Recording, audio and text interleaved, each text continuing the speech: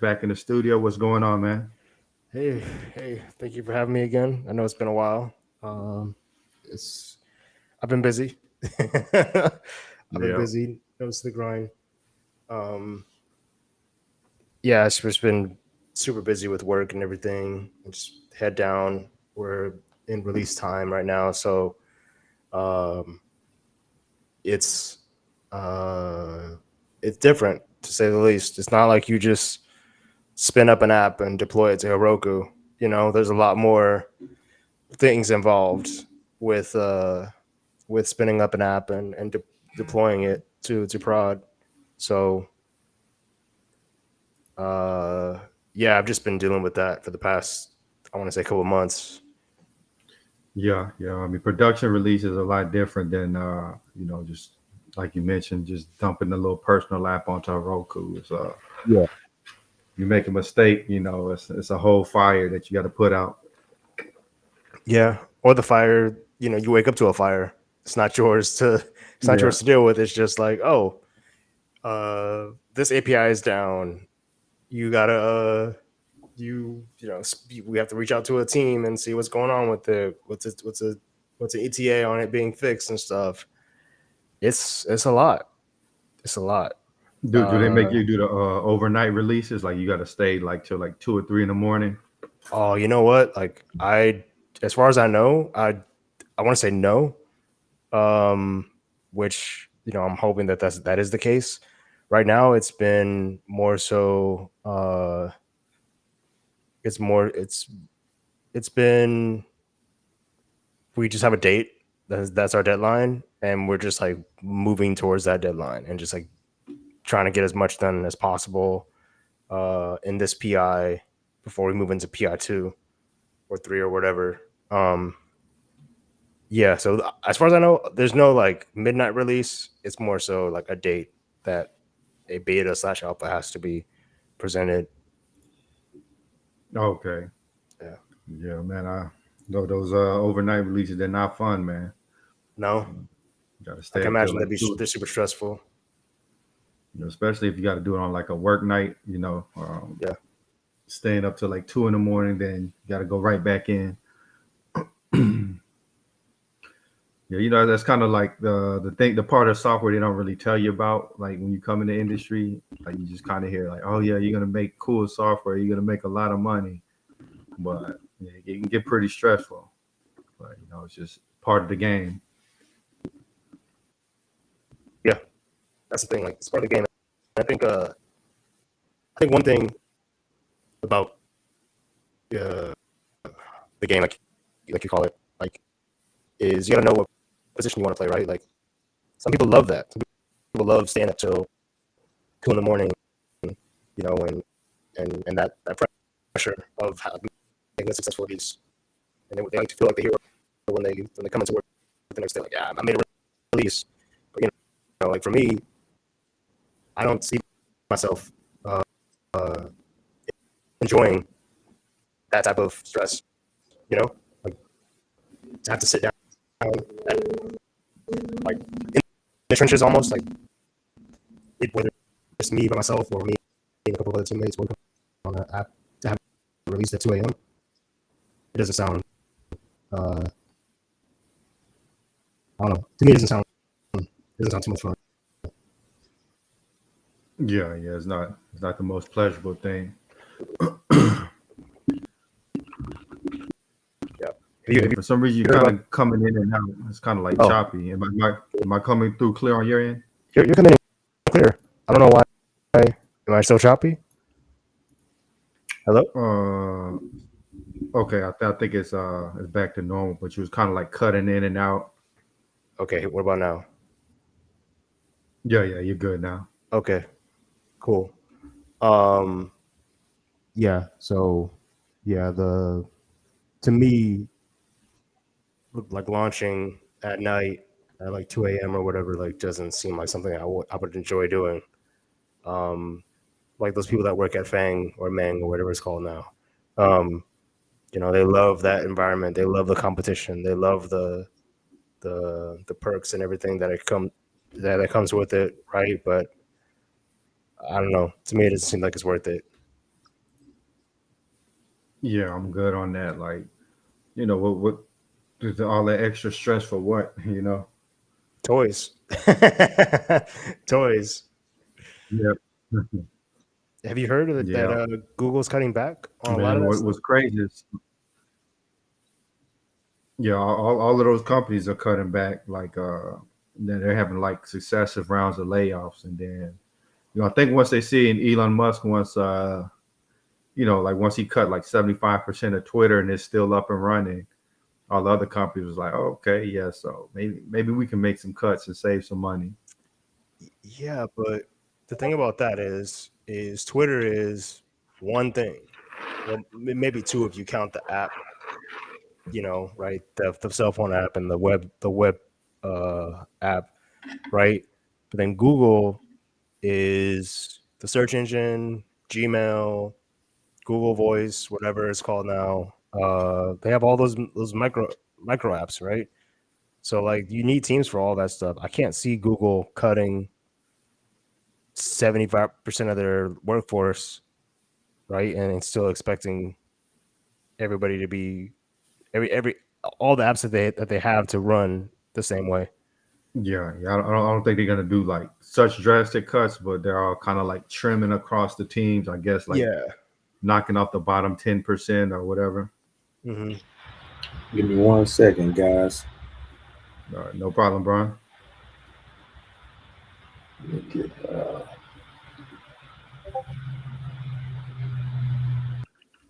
But yeah, man, it's interesting, man. The economy is it's not looking the best, man. It's a lot of layoffs, a lot of instability, and it's a lot of engineers from these good companies just getting cut, and now they're competing for the lower level jobs. Yeah. Yeah. Do you think somebody with Fang would take a lower stress job? Like go Yeah, for a job that, I mean, not, I don't want to say lower stress job. Let's say a senior developer. Sorry. Say a senior developer comes from a Fang company. Do you think that they would downsize to a mid-level developer position? yeah, absolutely. I mean, if bills got to get paid and they can't find nothing else, then they don't have a choice. I mean, you can try to hold off, but after like 3 or 4 months of not finding another Fang kind of job, you gotta kind of get what you can take. Hey, what's going on, Brian? hey, what's going on, man? I'll see if I can get my, hold on. Trying to see if I can get my phone camera to show up. It's not, Okay, it's not showing up. no problem. You want us to just take you off the live real quick until you get that set up? Yeah, let me just see how. Yeah, Okay, but yeah, man. How are you kind of like bracing yourself for all of these potential layoffs and Um, trying to stay ahead? I would say, like, I haven't personally heard about anything where I'm working as far as like layoffs or anything like that. But I would say uh, it's mostly just saving. Like I'm Yeah, trying like for me, it's about eliminating as much debt as I can as quickly as I can, so that I can be comfortable with saving. yeah, So like, and again, I know everybody's position is different, right? I'm not trying to say that this is the golden rule, you should follow it, but I heard from a guy. I had brunch with my dad and brothers, and he invited one of his friends, and his friend was talking about how we should eliminate debt like as quickly as possible when you're young. Like don't go into debt because it'll stay with you if you don't get rid of it. And so for me, I look at my expenses and I look at uh, the I know. For example, I look at like a car, right? I think I just dropped like $1,100 on my car to get it serviced, to get it fixed or whatever. Um, but I'm looking at that as an expense now. Before it was just, oh, I've got a used car and I don't have to spend that much money on it. But when something goes wrong, it's an arm and a leg to get it fixed. So uh, I'm thinking to myself, okay, is it more of a burden to keep the used car and have to repair it every 6 months, or is it less of a burden to just buy a newer car and pay a monthly fee of X amount of dollars? But ideally, it would be nice to just go with the newer car route, right? But the long and short of it is, we don't know what the economy is going to bring, right? Yeah. I'd rather save that to whatever, 200, $300 a month that I would pay for a new car, and use that to, when every 6 months or whatever something goes wrong with my car, I can fix it. But specifically, I would say, like, what's helped me a lot is budgeting. Like, I have a spreadsheet and I break down like my monthly expenses. Sure, it changes from month to month, but I have a rough idea of how much I spend a month on Yeah. the things that are consistent, like uh, streaming services, food, gas, uh, and then at the end of the day, I can say, okay, I spend this much on these things. I have this much for play, and I have this much that I can save. And Yep. sometimes I don't. Sometimes I don't buy anything, like as far as like play money, and I just put it towards saving. So uh, I try to save as much as I can. I try to save as much as I can because you never know what's around the corner. Yeah, man. Plus, I heard like the average car payments are like $700, $800. A lot of people paying over 1,000. Like new cars are expensive, man. Yeah. Okay. Never mind then. I'm thinking 100, $200 a month or whatever. That's fine. $1,000? No way. No way. Yeah, I couldn't that's do it. crazy, man. So yeah. I think you're doing the right thing, man. Just by you know, working with your current car, riding that till the wheels fall off, and then once it does, then you should have a nice little savings to get something new. Yeah. Fingers crossed. Fingers crossed. Yeah. And plus, with your remote job, you don't necessarily have to go anywhere. Yeah, but I find that uh, uh, lately I've been trying to get out more. Like on the weekends, I don't like to be at home. I like to be out, whether it's going to the movies or hanging out with my sister at what is it, like, we're planning on going to Six Flags. Is there an app for this instead? Is there? Let's see. See, there's an app. You said there's a Restream app. There might be. I don't see why not.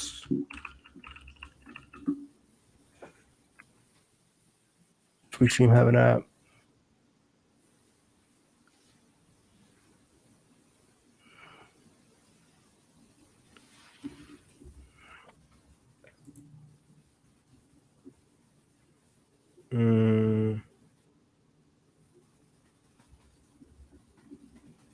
Looks like there is, but it doesn't seem like a pretty straightforward setup. Oh, okay. Or why not just open the? My phone is downstairs. Can't he open the link on his phone? Right. Yeah, he's trying to, but it says it's not letting him use his phone as a camera option. Dang, that sucks. So yeah, but yeah, he's about to come on just with his laptop cam. So Okay. we'll have Brian back. No But problem. yeah, man, have you thought about seeing like a financial planner? I've thought about it when you mentioned it. I thought about it when you had said that you had gotten some pretty good advice. I was like, you know what? That's a smart idea. I've never actually at least, had one session with somebody who can look at, okay, here's your income, here's your expenses, and here's what you could be saving. Hey, Brian. Hey, what's going on, guys? What's going on, man? Yeah, we're just talking about financial advisors, man. Have you ever thought about working with a financial advisor or a financial planner? Nah, man, I'm just my own. You know what I'm saying? What I need somebody to do something I could do for myself. You know what I'm Right. saying? Nah, I mean, to be honest though, yes, I've thought about it.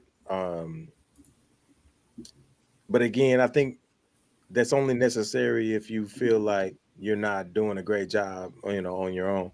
I think you have to have a certain level of income. Like that's for people who have money that they don't know what to do with. You know what I mean? I need advice on what to do with all this money, because I don't know what to do with it. I'm just not there. You know what I mean? Yeah. Hopefully you Yeah. get there in the next couple of years, though. Yeah, I'll be there for sure. Yeah. That's no doubt. I can't not be there. So when it comes down to it, yeah, like financial advisors are great. It's kind of like I think finances are like DIY, right? Like things that I feel like are outside of my realm of knowledge or expertise. Yeah, I need to hire a professional. But I mean, finances don't get complicated until you don't know what to do with them, right? Like, and so I don't need a professional at this stage. But at the point that I'm making more money than I know what to do with, then yes, I definitely will look into that realm. So you're like, what are you also doing to kind of protect yourself in it, this kind of shaky financial climate, like the shaky economic climate? Um, at this point, I feel like investments are important, but I feel like investments that you have control over are more important. Like I'm very interested in real estate. I have a trucking business, and so I'm investing my money in places that I have direct control over. That's not for everybody, to say the least, but that's where I feel comfortable. Like I think, no different than anything else. When you're dealing with money, um, you need to be dealing with things that you feel comfortable with. It's almost like loaning money or gambling. Like don't ever gamble, more than you're willing to lose. Same thing with investments. Don't invest more than you're willing to lose. Play it safe. If you're not willing to, actually go hard with it, and obviously it's a balance of risk versus reward, um, and you just have to find your comfortability level. For me, you know I feel like if I have some say so, if I have some at least a level of involvement, a level of control, I'm willing to invest more. So that's why I chose, the real estate route and my trucking business, because I have a direct involvement. Um, there's going to always be factors that you can't, control, but I feel like as long as you feel comfortable with the level of control that you do have, that's the lane you need to go in. And obviously, your knowledge in that area is going to be very important. Um, just from my personal experience, I kind of went into the trucking game not knowing anything. I'm gonna be honest, but I felt comfortable when I looked at all the numbers and I, analyzed it and everything. I was like, you know what, I can do this. Let's go for it. So I think it's different for everybody, but I think research is important, comfortability is important, and your resources, your resources are important. Yeah, absolutely. Have you started looking into side investments, Terrence? I haven't. Right now, I'm just What you trying doing, man? to look. I got an excuse. Hold up. No. I don't want to hear that. Don't come with no excuses, man. I want to hear the real. Give me the real deal. I don't want no excuses. No, I just haven't. I just haven't. Well, so right now I'm helping my sister get through school. And so I'm taking a brunt of the bills and everything for the foreseeable, like maybe 3 or 4 months. Okay. I'm almost like halfway through. So it's tough. Don't get me wrong. Like I never realized how much money you spend until like it all comes out of your pocket. Yeah, the more you make, the more you spend. You know what I'm saying? Yeah. So, but you know, it was better than her just like wasting time working for somebody else. Now she's going to massage school. Not to put her business out there, but you know, I'm just like, man, you know, spill the tea. I need the tea. You know what I'm saying? I'm you over know, here. she was, yeah, she was working at a bakery and for like 3 or 4 years, and she's making like 13, 14 bucks an hour. And I'm like, you know, look at where you live and look at your lifestyle that you like. Like, are you able to afford that? And after she crunched the numbers, she was like, I can't afford this. And I was like, so what's the next step you got to do to be able to at least afford something, you know, similar to what you have? And so push came to shove, and she decided to go back to school and bite the bullet. And so, yeah, so that's just where my finances have been for the past since December. Just really like helping her get through school, not really worry about nothing. Just, you know, your job is school. Your job is good grades, you know. So basically what you're telling me is that your comfortability level with investing is just not there yet. Not yet, no, not yet. I haven't. Okay, I haven't I like that better than an excuse, because you know at first I was thinking you were gonna give me an excuse. I'm like, hey, no. Tell me the real deal, man. You're just not comfortable yet, and that makes sense to me because again, like I just said, investment is just like, and I'm gonna just be honest, it's just like gambling. And a lot of people, you know, they use the word investing to try to make it a little softer, you know, make it not sound so bad. But I mean, let's just be honest. Anytime you invest, you're gambling. I don't care what it is. Like you can invest in real estate, you can invest in the stock market, you can invest in whatever you want to invest in. But at the end of the day, it's all gambling. Yeah. And you have to be comfortable, right? Yeah. In whatever you gamble in or whatever you invest in. You can't invest more than you're willing to lose. And if you're not in a space to lose something, then you're not in a space to invest. And then I respect that, because a lot of people don't understand that fact. Like you have to be comfortable investing. Like that's not something that everybody can do. And that's okay. But you have to understand that to actually get into the realm of investment is understanding where you're able to and what your comfortability level is in that realm. For sure. Yeah. Me, man, I'm lotto ticking it up. You know what I'm saying? I'm lotto ticking it up when it comes to investing at this point, because I have disposable income, but I wasn't always there. You know, even my trucking business, you know what I'm saying? Like it was a gamble. And I done scratched it off, and I'm not happy. You know what I'm saying? But it's not a loss. It's not a loss. It's just not what I expected. You know, anytime you invest, you're expecting a big payout, and it's just not always that case. It's not always pretty. It's not always glitz and glam. And I think that's why people use that term, is because it sounds better. It don't feel any better though. I'm gonna just let you know right now. It don't feel any better to lose money or not make what you expected to make. Like, regardless of whether you call it investing, gambling, or whatever, there is definitely a difference. Yeah, like most small businesses, they don't make money for the first few years. So, a lot of times with these so-called investments, starting businesses, you're gonna lose money initially or not make any money, and you just gotta hold on until you make money. Like, it's not for everybody, Yeah. I don't need to make the profits in September. I need to eat this week. Yeah. And definitely you can't invest what you eating off of. Like you can't you can't invest in lieu of surviving. You know what I mean? Same thing. Yep. That's definite. Couldn't do that. I can't pass up a meal. You know what I'm saying? To try to make a bill. You know what I'm talking about? Yeah, exactly. Like to me, investing is kind of like once you have all your everyday expenses covered, you have a little emergency fund. Okay, I got this free now. I can, see what I can do with it. Yeah, dispensable income. That's where investing starts. You can't start investing until you actually have disposable income.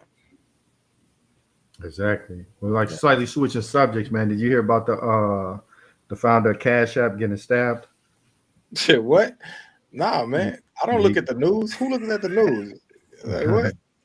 I mean, listen, man. If it wasn't for my girlfriend, man, I wouldn't know what's going on in this world. Like, man, I'm laser focused in my lane, man.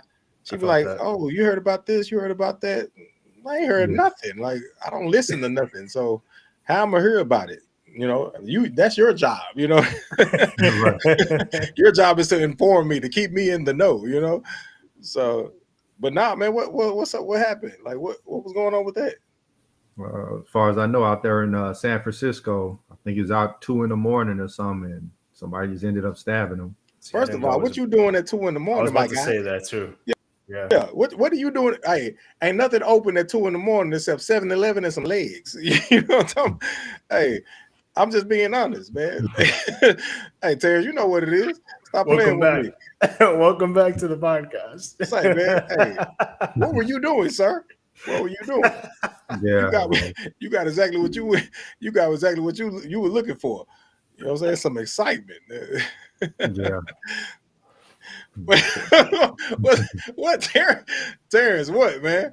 What? Oh, he got some excitement. He got more than what he bargained for. Hey, you Oh, got man. exactly what you bargained for. Hey, he wasn't ready to invest. Hey, he wasn't ready He was to ready to invest. Right. He wasn't ready to invest in that night, man. Listen, I'm telling you. Hey, that's what happens when you when you invest when you ain't ready. You know what Yeah. I'm saying? He got more than he bargained for, you know. Took a whole L, you know what I'm saying? Yeah. Oh, Terrence, stop laughing, man. This is a serious matter, sir. This is a serious matter. look, no disrespect. You know, I'm just saying. Yeah, hey. You gotta laugh. Hey, Kevin got the big Whataburger cup over there, making everybody jealous outside of Texas. Yeah. Making everybody. Hey, show them what it is. Hold on, let me see it. Yeah. Hey, Well, for those of you who don't know, hey, that's Whataburger, not Whataburger? Waterburger. That's Whataburger. Hey, Whataburger. nobody outside of Texas know what that live like. Hey, that's the bomb. That's the bomb. I wish I had me some Whataburger right now. I think they expanding outside of Texas now. Finally. Really? Oh, now I don't feel so great about that no more. That was one of the things that we could confide in. Like, hey, this Texas, we got Whataburger. Oh, right. Okay, you know, it's cool. It's cool. I don't want to block their shine. You know, so I'll let some of the rest of the country know what it's like. You know, What you think about In and Out though? mid. So, What you think, sir? It's all right. I'm the same boat. I'm the same boat. Okay. People, yeah, I mean, people be flying. You know, they be getting off airplanes, making lines around In and Out here. Listen, I don't get it. Man, I don't get it, man. Listen, I saw the lines around the corner. You know, I'm like, oh, that must be good. I tried it. I'm like, I mean, it's all right. It ain't no Whataburger, but Right. I mean, it's cool. You know what I'm saying? Like, Right. it ain't no wrapped around the corner line type, you know, food. But I mean, I guess if that's what everybody want. But it's the same thing with Chick-fil-A, right? Yeah, Like, Chick-fil-A. Yeah. everybody like really love, or Starbucks. Like, okay, I mean, it's coffee. Like, okay, cool. Like, but what's so grand about it? Like, if I'm willing to wait, 30 minutes for a cup, like, Right. I don't understand. But maybe it's just me. Maybe it's just me. I don't know. But That's just the hype. yeah, It's it's very the hype train. I mean, if I ain't never seen a hype train before, I've seen it looking at people waiting in line for In-N-Out burger that is mid as hell. You know what I'm saying? Like, I'm like, what? This is what y'all waiting for? Man, y'all trick me. I want my money back. I want my money back. But both of y'all do a lot of cooking at home, though, right? Man, I hella cook. Man, I'm a grill master. Yeah, man. I've been really perfecting my craft, man. I don't went to a couple of events, family events or whatever, man, and brought, one time I did mac and cheese for what was that? Yeah, for Christmas. Man, when I tell you, man, my entire my family didn't know I could cook, right? Like, because I don't really cook for anybody outside my household. Like, I cook for my kids or people that come to my house, but I really don't cook that much for people outside my house. So this was really, the first time that my family tasted my cooking, and they were just like, "Wait a minute, hold on, where have you been? All my life? Like, where did this come from? Like, this mac and cheese is the best." Blah blah blah blah. Same thing for we just had a fish fry this past weekend, I made baked beans, but they're not just your everyday ordinary baked beans. Like, I mean, I really, put on, what I'm saying? And I ain't trying to toot my own horn, toot. I ain't trying to toot it, you know what I'm saying? But hey, the experience that you get from eating my food is next level. I'm just gonna say that. You were waiting in line. If you're waiting in line for In-N-Out, you're waiting in line for my food. Now, Terrence, I can't speak for you, sir, but hey, I gets down. I gets down. What about you, man? You get down? I'm getting up there. I'm I'm learning. I'm finna go off. I'm gonna go off screen. Hold on. Let me. I'm finna go off, man. I thought you was up there with me, man. I'm trying to stay humble. Look, damn all that, man. Toot your horn. I toot him out. I make a pretty good steak. Mine, toot yours. I make a pretty good steak. Okay. You know what I'm saying? Wait. Hold on. What you make your steak? Let me tell you how you like your steak. Like you talking about like the rarity? Medium, rare. Yeah, I'm talking about the rarity. Yeah, well done. I just did that. I want to see his face. Sir. No, be serious. Be serious. Medium. Okay. Cool. Okay. Yeah, medium good. Like, for I me tried too. rare, and it's just like, it's too much for me. Too much. Medium's cool. Rare, I feel like I'm taking a bite out of, you know what I'm saying? Moo-moo. Like it actually. Yeah. I feel like a savage. You know what I'm saying? Like, yeah. Hold on. I don't know if I'm supposed to be doing this. You know what I'm saying? I love animals. You know what I'm saying? Yeah. They can't be this because this is too close to alive. It's still moving. Yeah, this thing moved at me when I put my fork in it. I don't like that. It made me feel weird. Now I need it to be just a slight little pink. You know what I'm saying? I'm good with that. Yeah. I just can't have it still. You know what I'm saying? Having life essence flowing through it. You know what I mean? Like I can't do it, man. But okay, steak. That's a good start, man. That's a good start. But when you can cook, when you can actually make some good sides. What's your side game looking like? They're non-existent. I can make some rice. Okay. Hey. You know, hey, man, you can buy a machine to make rice. Yeah? Come on, man. Okay, you know what? I'm not gonna judge you. I'm not gonna judge you. I made macaroni and cheese a couple years ago. Was it? No, it wasn't last year. Probably the year before last for Christmas. I can't. I'm pretty sure it's not on your level. Nah, it's not. It's not. I'll let you know right now. It ain't. It's not. Whoa! Hey, we got Jay-Z over here, Kanye over here. Hey, this is what confidence look like. This is the difference between me and you. I'm confident. I see you. You know. This dude, man. Hey, man, listen. I'm just be honest, man. You know, I can't do nothing but be that. You know what I'm saying? I'm be honest. And until somebody tell me different, that's what I'm gonna lean on. That's what I'm gonna lean on. I'm trying to get you to my level, man. All right. If I didn't do this, you wouldn't feel the need to be like, hold on. Hey, he's just gonna talk about my mac and cheese. Hold on, I need confirmation. You finna go get in the lab. You know what I'm saying? You finna go get in the lab. I'm helping you by doing this. You know. I feel it. Hold on, me and you talking. Hold on, Kev, you ain't chiming in. What you cooking, boy? Oh man, you know, I got all these little devices, man. But the grill, that's my number one. You know, the grill. Really Okay. What's your signature? Like, if somebody said, "Hey, man, make me the best thing you could ever make on the planet," what you making? Man, I've been really putting that work in on them steaks, man. Okay, you a steak man. Okay. Yeah, I like to kind of like smoke it, you know, get the smoke in there, and then like just cook it on real high. You know, I got like a long procedure to cook steaks. Oh, so I gotta wait till tomorrow to get my steak. Yeah. Okay. He said, yeah. You come to you order your steak from the day prior. You know what I'm saying? Like, hey, I want a steak tomorrow. I got you. Yeah. Okay. Good food takes time, man. Can't just. Hey, talk your shit. You know what I'm saying? I ain't mad at you. Yeah, man. I think steak is the first thing that I mastered, man. And then I moved on. Oh man, I got my chicken wings, man. Okay, I made my own signature sauce. Oh my God. Listen, and I was in the lab. Like I'm talking about when I say in the lab, like you see on TV, I was literally experimenting, with sauces, different combinations. I had my son that, he was helping me. And I came up with this amazing sauce. And it originally was for wings, but it actually ended up being like Frank's. I put that shit on everything. Like Mm. I'm talking, it's spicy, savory, sweet. Like it's everything you could imagine that you would want for something that you will put on anything. And so it's just funny, man, because I stay in the lab. Like I'll look at recipes. Now, don't get me wrong. I ain't the person that's gonna say, "Oh, I engineered everything that I cook," but I kind of look at recipes and I'll say, "Okay, I like this from this recipe." I'll look at other recipes that make the same thing. Oh, they did this in this recipe. But then I also have attention to detail. Like I'm an artist, so I know what certain seasonings and what certain things do to a certain flavor profile, whatever, and I know how to create.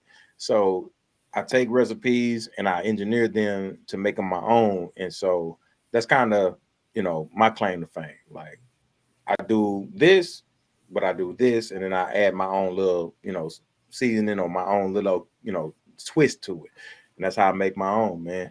That's how I Yeah. make my dishes. I remember you was about to bottle it up and sell it. Did you ever get around to? So I do that locally, amongst family members, friends, things like that.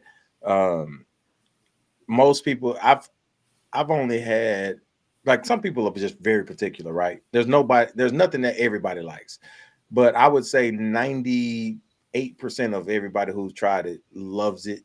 I've sold several bottles, but again, it's just kind of word of mouth, family and friends. I haven't taken it mainstream.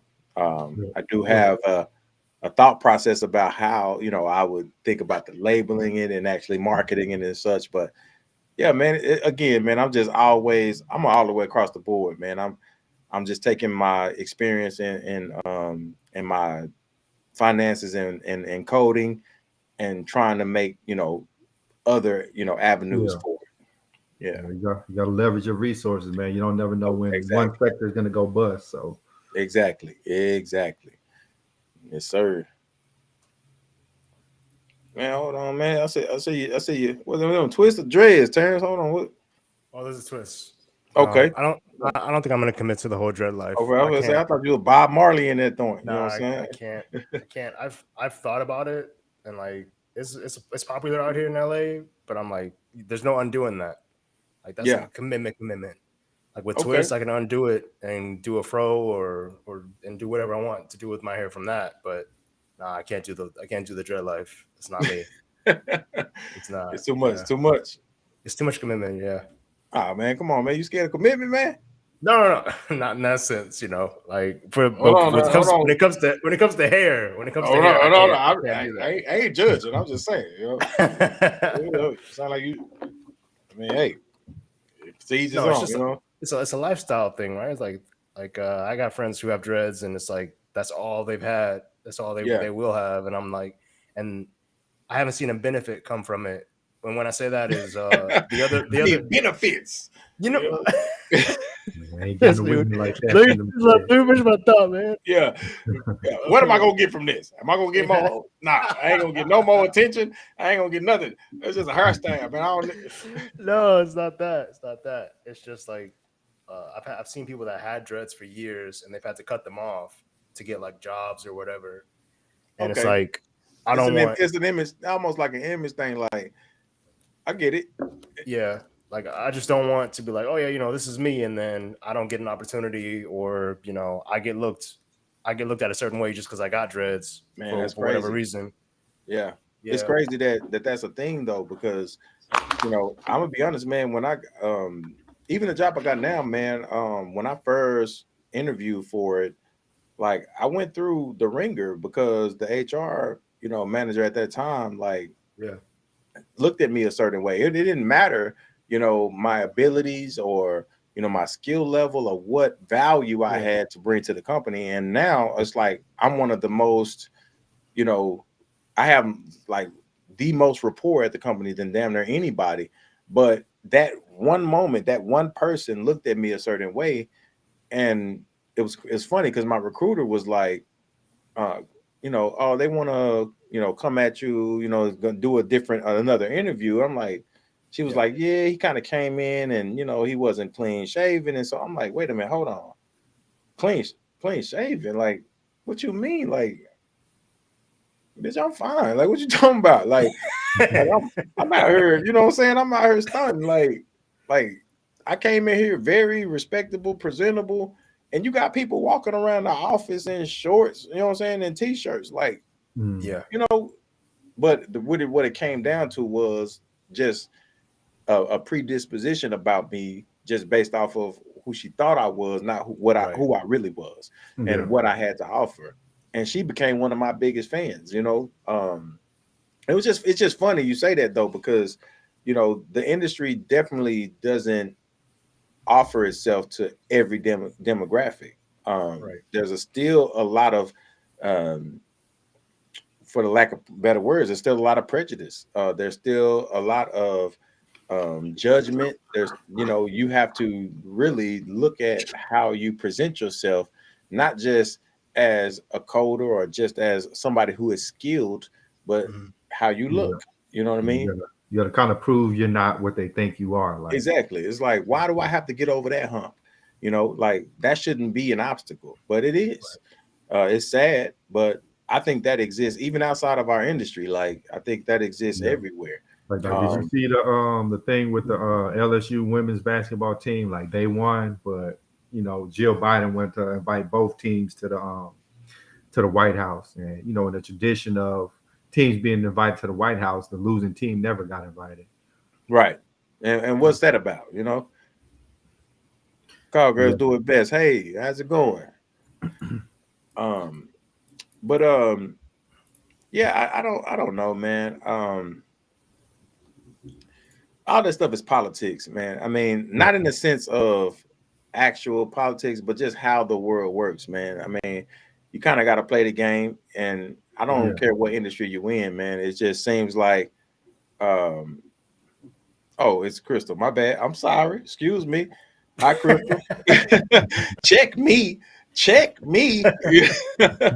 Get me straight. But yeah, like, I think that's just, and we kind of play the game, you just kind of have to learn how to play the game. Like, you don't really have a choice. Like, if you want to, it's their rules. It's their rules. It's their game. It's like, their rules. Any game you play, Uno, dominoes, pool, every game has rules. Life has rules. Yeah, I mean, every industry has rules. So, unfortunately, if you want to play that game, you got to play by those rules. And it's there for us, but it's nothing that's gonna stop us. That's how I feel. It ain't nothing that's gonna stop us. Yeah. Like, I'm still gonna play. I'm just gonna learn how to play by these rules, and then I'm gonna dominate. That's just the way I approached it. Like, did your parents ever tell you, like, you have to be twice as good to kind of get the same result? Nah, man, my parents just told me, man, go to school, do good, or I'll whoop your ass. That's what they told me. That's what they told me. That's what they told me. And they made a great man. That's what it made out of me. They didn't directly tell me that. My uncle told did, me, man. Shout out to Peeps, man. Yeah, that was damn. That took me back.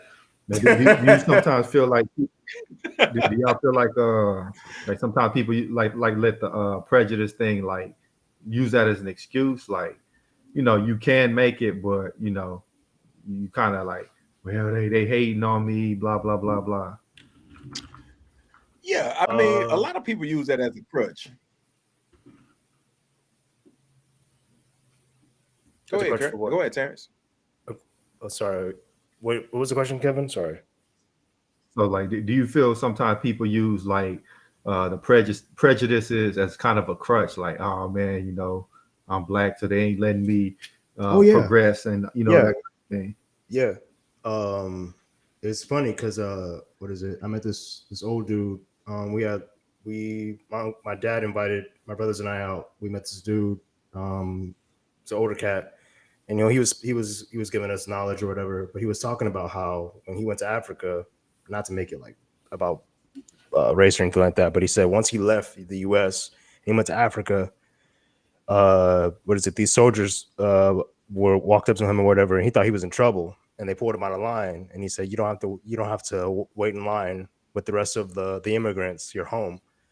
And he said from that day, he had a different perspective at being in the motherland versus being in the U.S. And he said that he suggested that each of us, my brothers and I, to get out of the U.S. and see the world from a different perspective, from a different country and everything else like that, because there's so many things that if all you do is have the U.S. perspective or the U.S. view of life, you're only going to see the world from one way.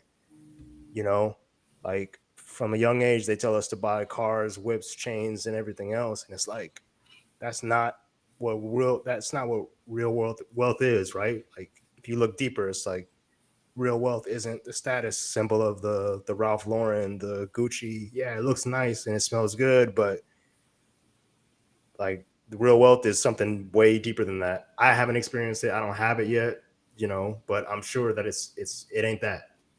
And so, yeah. That's my little spill. Yeah, I mean, I think it's easy, right? Like it's easy to lean on an excuse of why you can't achieve something, right? Like that's just human nature. Like you want an excuse, right? You want something that allows you to not pursue, right? Because let's just be honest, the road of pursuit is difficult. It's challenging. It's something that the average person is not going to actually go down the path of. Like it's so many more excuses than it is actual people who are successful, right? And it's a reason why that is. Like if it was that easy, then everybody would be it, right? If it was easy to be, wealthy or rich or successful, then everybody would be wealthy, successful. It's not easy. And that path is easier not to take if you don't like have anything standing in your way, right? Like, so you have, like you said, oh, well, the opportunities aren't there. Well, if there was no, people of color that had these positions or chances, then I could agree with you that you just don't have the lane. You don't have the opportunity. But if one person can do it, anybody can do it. Yeah. And that's what I really stand on. I stand on that. I think about that no matter what it is. Like anything in life that I want to do, if it has been done, then it can be done. And so I don't use crutches. No. Like crutches don't exist to me. I can have broken legs and I'm gonna crawl with my elbows. Like there's no excuses. If it has been done, it can be done. And I'm a human just like the person who did it before me was a human. So I think that's the importance of this podcast is that, we're all African American, we're all in software, we're all making well into the six figures. So if we could do it, y'all can do it too. Like, if you look in the software industry, there's not a lot of us there, but we're evidence that you can make it. Mm-hmm. Yeah. You have to have persistence. You got to have persistence. And I realize I want to apologize. I didn't really answer the question previously. I'm gonna let you slide. I'm gonna let you slide. Yeah. Thank you. Give me a pass. Give me a pass, please. But to answer the question, it's like you are from day one. It's so easy to just be limited, and what I mean by that is there's not many of us outside of sports that are aerospace engineers, marine biology, just you look at the STEM field and it's dominated by people that don't look like us.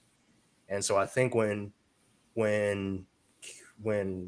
African Americans are growing up and they look at what do they want to be, I want to be a rapper, I want to be a baller, I want to be this, I want to be that. It's okay, that's cool, but like if 90% of the people if 90% of your peers are going for that field, only a slim percentage is going to get that. It's only so many positions. There's only so many spots on the team. Exactly. It's only so many spots on the team, and nobody wants to be the water boy. So, and you know how many LeBron Jameses I done played at the court, man, and done dusted my ass off. I'm like, God damn, why you ain't in the NBA? Like you are killing out here. You know what I mean? But it's just not. It's not a man. You making a great point, man.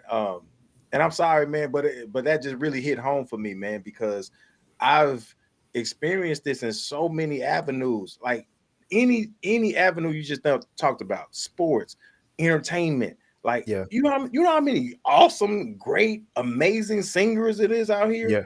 Like there are talented people, and I ain't even just talking about our demographic. Like I'm talking about just there are so many talented people, but there are only so many lanes that are available that are open to that Exactly.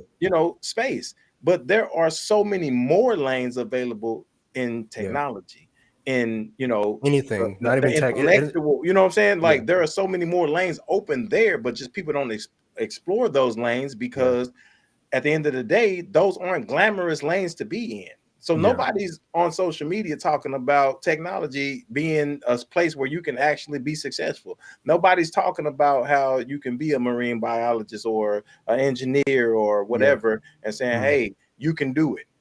That's not the place It's not where cool. people are being, Yeah. it's not cool. It's lame. It does, It's yeah, lame. Yeah. exactly. So my question for y'all is like athletics, entertainment, those were seen as a cool fields. Like what made y'all kind of like be able to not go for that and come into software? Like how did y'all go away from the crowd? For me, I'm just gonna be honest, man. I just always have been intrigued. I'm a problem solver, like just by nature. Like I don't think you choose software engineering. I think software engineering chooses you. Like, so for me, I've always been interested in tech. I've always been interested in, just building and learning. And so I've always stepped up to challenges, and software engineering was just cool to me because when I was a kid, and I ain't gonna say nothing to expose my age, but at the end of the day, hey, internet was just coming out. Man, I shouldn't have said that. Dial up. Hey, I'm talking about AOL CDs in the mail. I'm talking about 30 free hours. Your mom. Hey, 53 I was hours. looking in the mail as a kid. I'm like, ooh, man, is it an AOL CD? I need some more Net internet. Zero, Netscape. You know what I mean? Like, and so I just always have been intrigued, man. And so at the end of the day, I just, it just chose me. I didn't choose that; it chose me. And so I just feel like when we're looking at the world, especially now, like now it's nothing, right? Like internet is everywhere, technology is everywhere. It's that's just what the world we live in now. So it's so much easier to get into it now. Now you can actually choose this lane and actually be successful in it, where before I feel like it had to choose you. But I digress. Go ahead, Terrence. Let me slide to the side. Shoot, man, what can I say? It's definitely not as it's definitely more popular now than it was back in the day. Just like anime. Nowadays, anime is cool. It's cool to be into anime. It's cool to cosplay and everything else, and it's all over TikTok. Back in the day, I used to buy anime on VHS, and it wasn't even I mean, stop. It was not a legitimate copy to buy from the DVDs or whatever. It was somebody recorded that on a blank VHS tape and sold it to you for $5, and that's how I got my anime outside of Toonami or whatever. But being a nerd growing up in the 90s, early 2000s, it was not cool. It was lame. You're not athletic. You're not this. You're not that. Okay, that's cool. But you compare me to my brothers, and they're sports players, and they're 6 feet tall and whatever, and I'm 5 foot whatever. But I'm way further in life, and my perspective is way different than they are because I set myself up early on with science and computers and when something goes down, grandma calls me. T, I can't figure out my password. Oh, do this, do. Mm-hmm. Mom needs her wireless camera set up. Oh, hey, go, do, set this up, XYZ, ABC, boom, you're good to go. They on your head. It sucks. Back in on your head, Terrence. yeah. Oh my god. Go ahead. But like, at the end of the day, it's my mom always used to say, she's like, you know, stay in your lane and know your place. And at first I was like, man, like, why are you always telling me like I'm trying to do other things? I'm trying to, you know, I'm acting out, trying to do something else that's not me. But it's like, she's like, stay in your lane, just do you, stay in your lane, do you, do you, do you. I'm 33 years old now, living where I'm living, making what I'm making, enjoying my life. And I'm blessed that she beat the crap out of me and tell me to stay in my lane. Because if she Yeah. didn't force those blinders on me, I would be, who knows where I'd be. Yeah. So I mean, that's definitely a great, you know, a great story, just simply because I feel like even though, you know, my lane was created differently, I think it's still the same lane. Like to this day, man, I don't really care what other people think, man. I don't care about what's cool. I don't care about what's trendy. Like yeah, I'm me, and I'm gonna do what I want to do. I'm gonna be who I want to be.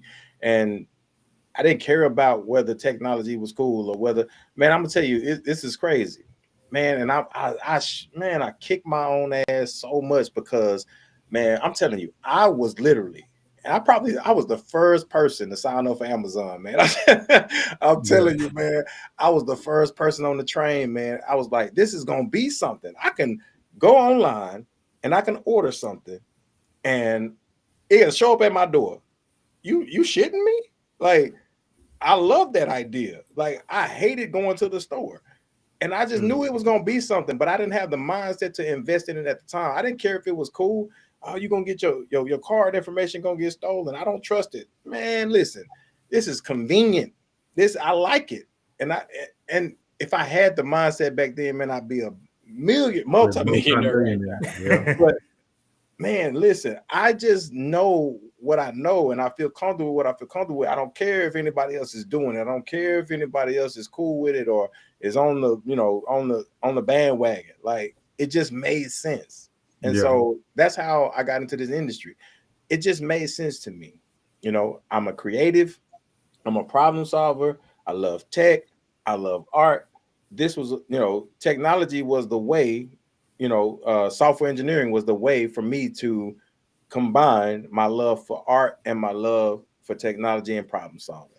It's just that simple, man. And in my circle, like, I'm that guy now. Like, so yeah, you might have been popular in high school, but who's popular now though?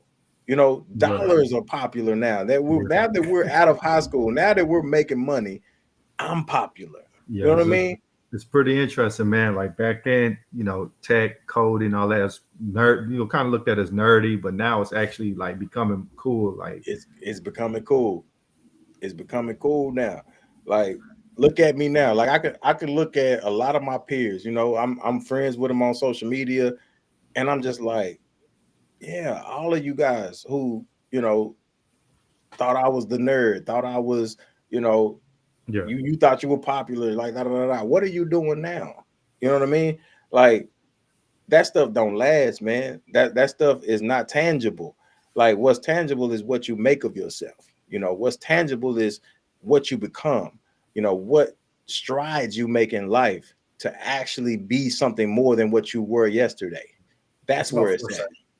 It's about foresight. That's the first thing. You know, it's kind of interesting. Is like, you know, we didn't even get the full brunt of so-called nerddom. You know, we were all kind of looked at as a cool nerd. So yeah. So I was okay. Yeah, I was that chameleon, man. I ain't gonna lie.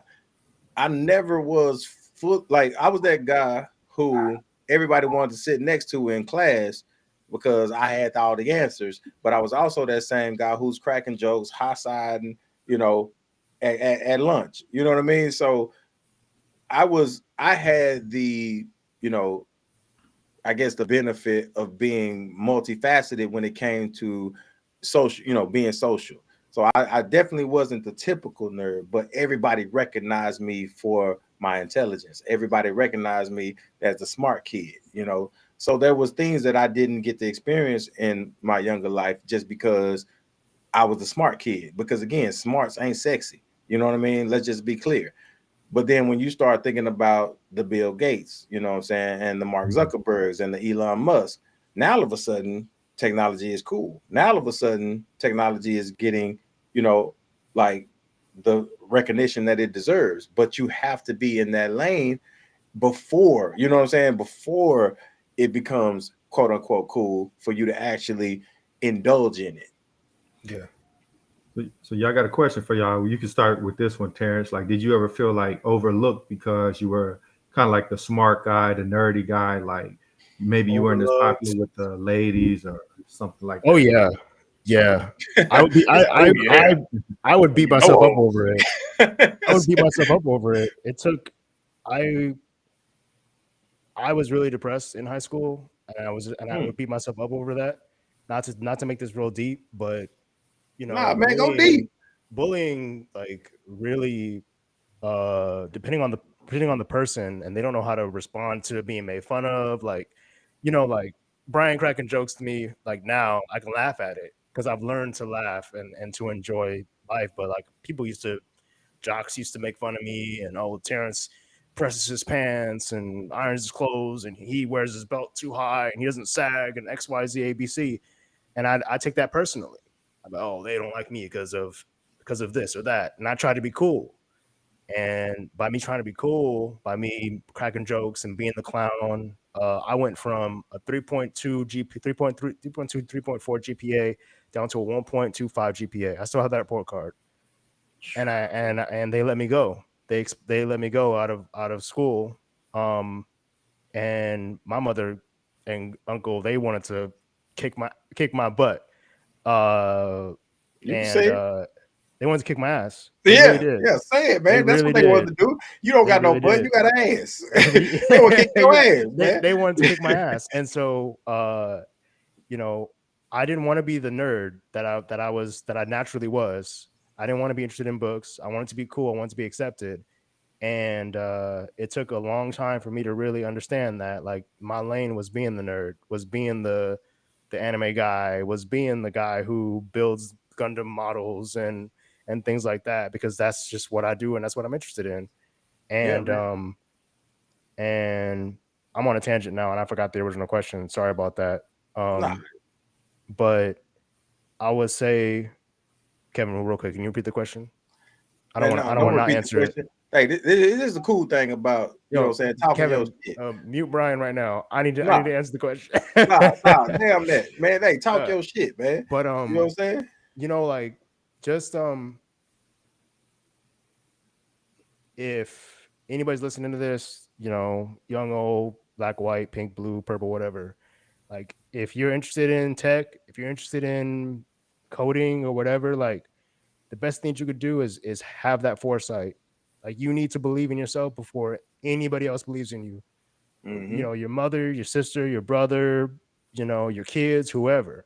You have to be able to have that self-confidence, right? Like I might not show it, but I'm pretty confident in my abilities to do something, and I'm pretty persistent. I'm almost bullheadedly persistent. If I don't know something, it'll drive me insane. I'll be up until 2 a.m. trying to figure some shit out. But I'm comfortable with that because of what I've been through. And so, you know, you'll ask the universe or God or whatever, like, I want this, and you'll get tested, whether it'll be through people or circumstances or whatever. And you got to be ready to stand up to that test. And it's like the world will say, like, how bad do you want this? And you got to be after it like a bulldog. You just got to go after it. Yeah. Like, and that's just it. It is what it is. Hey, So, big facts and bold letters. You know what I'm talking about? Yeah. Full Stack Indie brought up an interesting point. Like, were there moments where either y'all like forsook the nerd to be cool? Nah, man. I'm gonna be honest. I ain't never thought about it in that light. I've never, you know, I've never not been me. I'll just say that. I've always been me, always flourished, you know, in being me. And being me is what made me who I am today. Like, I've never tried to be something that I'm not, and I've never hidden any parts of me to try to fit in or anything like that. Was it hard? That was a tough path. I'm not gonna lie. It was a tough path to be in. But again, I think my natural charisma, my natural, intelligence. It just, I figured out a way to make both of them relevant at the same time. Even to this day, like nobody ever mistakes my intelligence. Like I'm still probably one of the smartest people in my circle, not because nobody else is smart, but because I know for a fact that if somebody needs to, understand something, who they're going to ask first? They're going to ask Brian. Oh man, Brian, hey, I got this question for you. I just want to bounce this off. I need your advice. I need this. I need that. I've always been that guy. And that doesn't make me any less cool. Because why? I don't care whether you think I'm cool or not. You know what I mean? So I never had to separate the two because I just am who I am. And so, like Full Stack Indy said, I think a lot of people go through that where they feel like they have to choose one lane or another. And you just don't, man. You don't have to choose one lane or another. You just be you. Be happy exactly who you are. And don't feel like you have to fit into some particular lane or mold to satisfy other people. Like, and I feel like and I teach my kids the same thing, man. Like, you be you. You do you. And be happy and flourish in you. And don't let anybody tell you anything about you. Nobody can tell you more about you than yourself. You lose yourself when you try to fit into these lanes and you try to figure out how to be this or be that. No, be you. Yep. You'll never falter. Because if you stay true to who you are, it's nothing else you need to be. You'll come into your full potential when you embrace who you are. Yep. That's what I did, man, and that's why I am where I am. Yep, most definitely. Like Crystal said, look at y'all now. Look at me now. Look at me now. Talk what you gonna talk. Look at me now. I'm a living testimony. Look at me now. Yeah, you just gotta stick with it. It's not gonna make sense. It's not gonna make sense. It's not gonna make no sense. You're gonna be wondering, like, why am I studying with this rush? Remember Jenny, Kevin? Remember Jenny? That? Yeah, you don't remember Jenny? Yeah, she was this. She's crazy in a good way though. We used to have study sessions at Starbucks, and she would say, I'm gonna stay at this Starbucks from like 9 p.m. at night until 7 in the next morning. And I'm like, yeah, right. We're gonna study for like 2-3 hours, be done with it. We would stay there all night with the medical students and the law students and whoever else popped in at that 24-hour Starbucks. But we would study all freaking night. And that's when I knew, like, okay, that's what it's going to take. Like, it's going to take me doing some far out craziness to get where I want to get to. And I don't know where she is, where she is right now. But if I could thank her, like, shit, thank you. Because Terrence, did you feel like being in that group of other people all like in that Starbucks studying, did you feel like that kind of pushed you, like they're not leaving, so I'm gonna keep going? Yeah, because I didn't go to college. I don't have a degree. I dropped out after messing around for like 3 years, acting like I was going to go to school, didn't go to school. My mom would be like, don't you have class? I'm like, yeah, I'm going to school. Hop on the bus, go to school, come back 2 hours later. And she's like, aren't you supposed to be in class? Oh, yeah. Just throw some excuse. I'm salty as hell, man. You know Kevin went to school for what I went to school for. If I got a damn student debt and y'all over here making the same bread I'm making, I'm mad as hell. I got the raw end of the deal, man. I actually got a degree in accounting. I know, but I'm talking about in this industry, bro. Okay, I'm the only one, what I'm saying, that actually spent thousands of, tens of thousands of dollars to get to this level, and then here y'all are, But I like that though, because that creates another lane. You know what I'm saying? Yeah, it's another lane, but it's still as tough. It's still as tough because you still, like, for me, what I noticed is that it puts up, like you said, outside of the skin color that we all carry, but we can't change that. The fact that I don't have a degree is another barrier into entry. And so when they but hold on, Terrence, but yet it isn't though, right? Because a barrier, but they make it so. Hold on, but a barrier. Let's look at the term, right? Yeah. A barrier.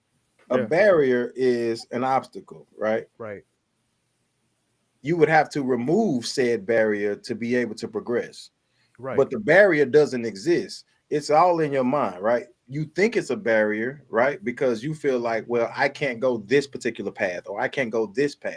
Right. Well, that barrier is blocking you from this specific lane, but that doesn't mean that that barrier is really there to block you from your end goal, right? So, it's very important to understand this. Barriers only exist if you can't reach the place that you're trying to go, right? You're talking about If you barriers can from get all there, sides. yeah, if you can get there, your barrier doesn't exist. No, real talk. You just need to find a different path. Oh, for sure. Yeah. Go ahead. And My it took bad. me.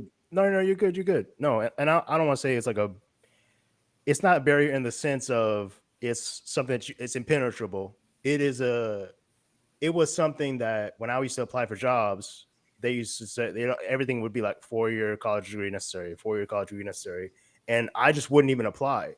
I was self-defeated because I would just look at that resume requirement and I'll be like, Dad, they want 6 years of Python experience, and you need to know Docker and AWS and and Golang and Ruby and blah blah blah and then I didn't realize until after I got into the industry that all that is just computer generated and just fluff. Yeah. It's not real. It's the boogeyman. It's the monster under the bed. It's to scare people away from trying. Yeah, it's to scare you from trying. And so when I just had no fear, when it was just like it's like I'm gonna apply anyway. And then when I got rejected, after like 6 months of rejection, I'm like, well, I'll get rejected again. Like, okay, it is what it is, whatever. Like, just keep it pushing. Yeah. And what do you want at the end of the day? What do you want? A response. Yeah.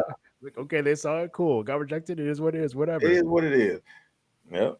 Keep on pushing, man. You just got to keep pushing. You just got to keep pushing. I know it's tough for these boot camp grads and these people that are self-taught, especially now with I can't imagine what the industry is like right now with Fang letting people go and what the competition is like. But and this is a sidebar, like my advice is to personality shines when you don't have whatever crazy requirement that they're looking for. Like, you got to have something that just makes you stand out amongst the crowd. And it doesn't have to be an app. It doesn't have to be a language. It doesn't have to be whatever. It has to come from you. It has to be something that's about you that is irreplaceable. Like me, I'm super persistent about learning whatever. And when I applied to my first dev job, sure, it was a Shopify store and it wasn't actual coding per se, but it still had something to do with code. I still had to learn a coding language. I used to take what the hell are those things called? The black and white notebooks, what are they called? Made notebooks or something? Black and white notebooks. And I would write code. I got that from Jenny. We used to write code by hand. We had no terminal. We go in the book and we write something out and we write programs by hand. Hey, man. And so when I walked into that interview, I had a notebook full of how to code in Shopify. This is the product and this is the variant and this is how you check out experience and blah blah blah. And I look like a mad scientist walking in there with a bunch of folders and shit.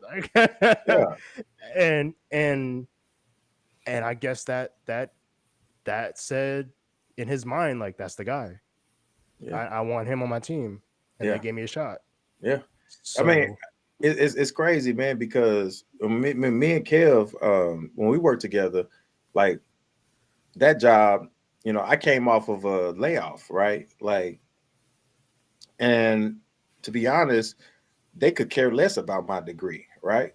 They just, they had me at a whiteboard. I think Kevin, at Console, you did the same thing, right? Yeah. Like, you come into the interview, they give you a little quick, in that particular time, it was an Angular scenario.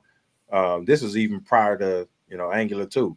This is Angular JS, right? Or whatever. But anyway, they give you a little problem. How would you do this? Blah, blah, blah, blah, blah. You have to write it on the whiteboard. It's kind of similar to your, like you said, your black and white, notebook. You're coding in pen and paper. So we had to do that, on the whiteboard. So it's like, you're in front of people, you know, they give you a issue and you just code it. They didn't care about, you know, my background as far as my experience, all that.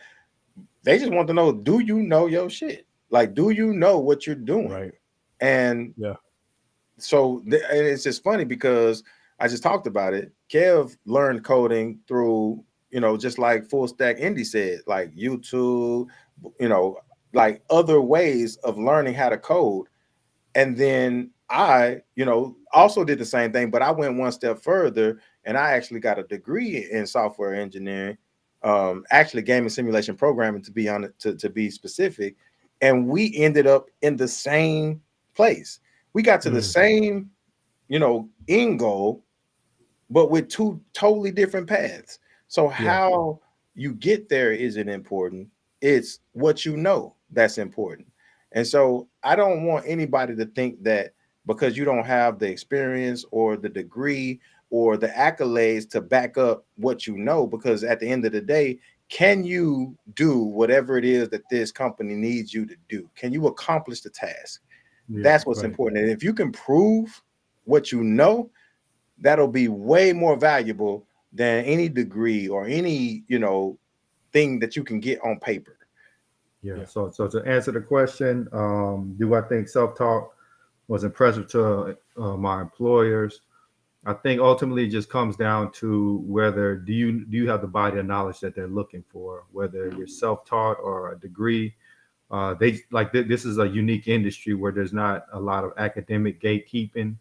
Like if you can demonstrate that I know how to do the job, they'll let you in. The one thing I do think that with self-taught devs that they like is that, you know, this is a learning industry. You always have to be learning something new. You have to research things by yourself. So, you know, some people with degrees, they kind of get the degree and think they can coast, but you can't do that in this industry. Whether you have a degree or not, you're going to always have to be learning something new. You're going to have to demonstrate that I don't need anybody to hold my hand. I can go get this knowledge myself. I think that's really what stands out to a potential employer. You can show to them that, you know, even if I don't know all the technologies on your job listing, I'm more than willing and open to learn that because I've learned these new technologies along the way. So being a self-learner, even if you have a degree, is impressive to employers. Yeah, I agree 1,000%, Kev. 1,000%, man. Like even just the story I was just telling, like you just have to show and prove. Like when you go into that interview or you go into that, because I mean, I think nowadays, again, like kind of what Terrence was talking about, how you get kind of weeded out, or you know, they don't expect anybody to apply who isn't, you know, confident that they can fulfill the position, right? So regardless of whether or not you have a degree, you know, or experience or whatever, if you apply for the position, I would assume that they would assume that you have what it takes to fulfill whatever that role is. So if you can just get yourself in the door, it's a numbers game. You know what I mean? Man, apply. The worst that could happen Say no. is you don't get the interview. Okay, cool. But you not applying and not getting the interview is the same thing, right? The only difference is if you do apply, you have an opportunity. You have a chance, right? If you don't apply at all, you don't even get a chance. So take the chance, right? Like there's no sweat off your back. There's no negative side to applying, right? So if you do get that opportunity, that's your chance to show and prove, regardless of what my resume says, regardless of what my experience says, regardless of what, you know, anything outside of who I am and what I have to offer this company says, this is me, this is what I can do, all right? Sell yourself. I told you this before several times, Kev. Like when it comes to me, I'm confident. If somebody asks you, you know, hey, I'll give you $1 million if you can make a sandwich, you know, you're gonna come in and you're like, oh, I know how to make a sandwich. You know, hey, I'm the guy. I'm that guy. You know, hey, pay me. You know what I mean? Like you have to be that same way when you go into these interviews. Like whatever it is that they need to be done, because the description is there, what they're looking for. If you can do it, hey, I'm that person. I'm your guy. Yeah. Pick me. Why? Because I know how to do exactly what you're looking for. Yeah. Even if I don't, you gonna think I do. You know what I mean? Like you gonna think I do because I'm gonna do all the research. I'm gonna learn exactly what I need to learn. I'm gonna do exactly what I need to do so that you understand that I'm your person. yeah. That's If all you it's don't about. if you don't believe in yourself, how can somebody else, believe in you? And You know? Yeah. hey, that's it. Because That's unexpected things are gonna happen.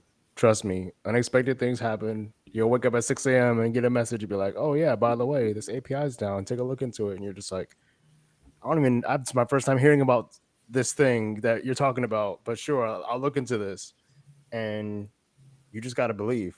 It's got to come from within first. Yeah.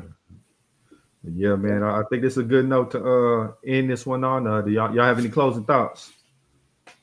Man, be yourself. Be you. And go after whatever it is that you believe in and go after whatever it is that you want. This life, don't wait for nobody. You got to take it. What about you, Terrence? I mean, I want to second that. You just got to go for it, man. And you Man, gotta, get off my train, man. I wouldn't be here if it wasn't for that train. I remember back then, Terrence. What are you? I'm just a junior developer. I'm just yeah. So like you just gotta have faith, man. You gotta have faith. That's like almost like Vegeta from Dragon Ball Z. You just gotta have this pride that you just gotta hold on to like forever. And you gotta. This is my Saiyan pride. My Saiyan pride. I can't lose.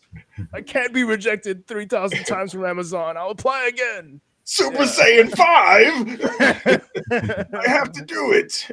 So yeah, man, you just gotta have that faith, man. Faith in yourself, in your skills, and just keep improving and find what makes you different. Because a monkey can learn to code, but what makes you a different developer than the next man?